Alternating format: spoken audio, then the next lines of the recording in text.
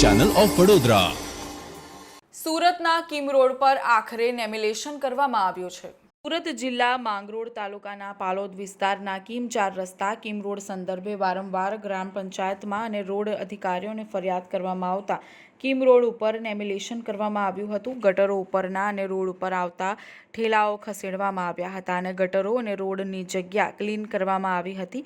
કાર્યની જગ્યાએ રોડ અધિકારીઓ, સરપંચ, તલાટી, મંત્રી અને અન્ય અધિકારીઓ કોસંબા પોલીસ બંદોબસ્ત સાથે ઉપસ્થિત રહ્યા હતા।